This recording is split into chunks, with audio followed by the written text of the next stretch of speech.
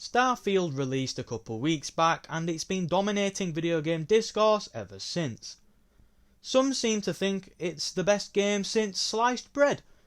Others think it's trash. Some people are giving their detailed opinions on every aspect of the game without having played it themselves. Such is video game discourse in 2023.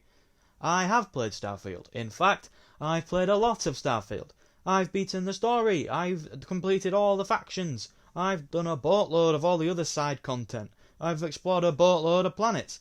This game has somewhat consumed my life these past couple of weeks, so now I'm here to explain why people are hating on Starfield. We're going to talk about the things I loved about the game first here though, because there's a lot to love here. I actually think Starfield is excellent.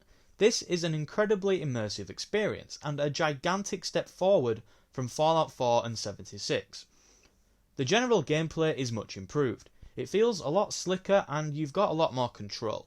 The gunplay is solid and believable, rather than Fallout 4, which, as I said in my video on that game earlier this year, has terrible shooting mechanics which are masked by the VATS system. There are no VATS here, you just shoot things, and you never feel like you're not in control of the situation. It's very well done. You've also then got your boost pack, which not only helps in general traversal, but also in combat, as you can just disappear into the sky and raise hell from above. You also get some space powers, such as removing gravity from the equation, which is hilarious. Enemies just start flopping around. It's awesome. I love that one.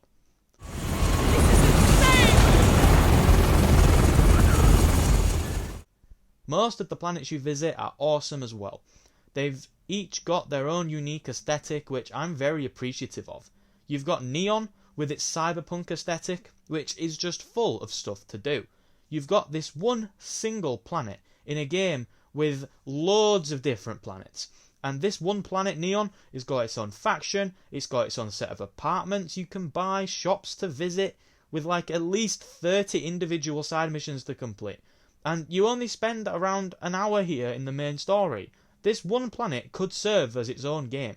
You could easily get 10 to 15 hours out of Neon alone. And there's a ton of other planets just like this. This game is genuinely insane when it comes to its scale. The way quests appear is pretty interesting as well. You'll be running through a city doing something else, and you'll overhear a conversation, or you'll see somebody get arrested, or something like that, and you'll then get a note about it in your quest log that you can follow up on. It really nails the feeling of making you feel like a component in the world. The factions are also pretty interesting. There's 4 main faction quest lines to complete, and while some are more interesting than others, namely the Freestar Collective questline being boring as hell, they're all worth doing at least for the rewards alone. Never mind that they're generally just fun to complete anyways, with choice and consequence playing a major part. The main quest I don't think is quite as strong. There's a decent cast of characters here, and they serve as great companions. They have their own quest lines as well, so you can help them out with that if you like to. The main quest mostly revolves around searching for these specific artifacts. It does really ramp up in the quality in the second half of the game though, with some surprisingly emotional moments that are handled quite well. The way they've handled New Game Plus in this game is also genius and directly linked to the narrative of the game, but I won't spoil how here. There's a lot of RPG stuff going on in this game which I really loved. The skill tree is enormous, and the way you level up existing perks is to complete challenges related to them. For example, if you wanted to increase the chance that persuasion would work, you'd need to successfully persuade an NPC a certain amount of times to unlock the next level. Speaking of persuasion, the new persuasion system is fantastic. There's a point threshold that you need to hit during the conversation. The more difficult choice option you select, the more points you get towards a threshold. It's cool, and an improvement on the previous system. There's also the background and traits system during character creation. You can select traits that will have an impact on the entirety of your game. For example, I chose the parents trait, meaning I'd occasionally run into my parents around the settle system. And at one point, my dad gave me a gunny one during a poker game. Cool stuff like that is just sprinkled all over this game.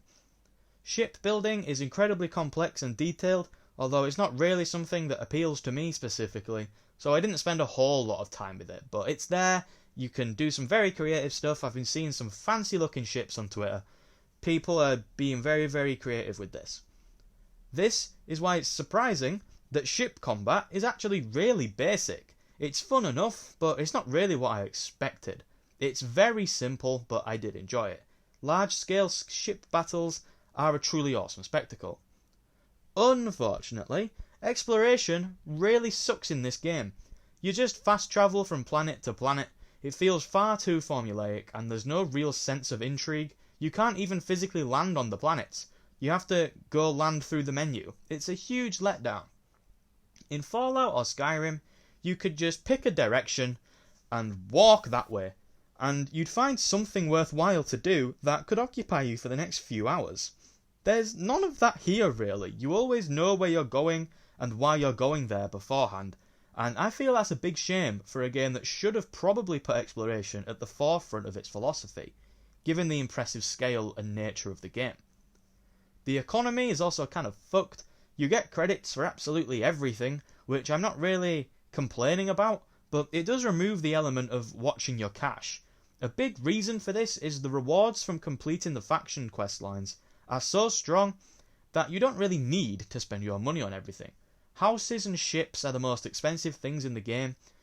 You get one of the best houses in the game for completing one faction quest line. You get a very good ship for completing another, and another one gives you 250,000 credits. By the time I beat the game, I just had like 800,000 credits just sitting there with nothing to really spend it on. Most of the other issues are quality of life related. The menus are a clusterfuck. Even after playing for tens of hours and knowing where everything is, I'd often accidentally end up on the wrong screen just because it's not intuitive at all.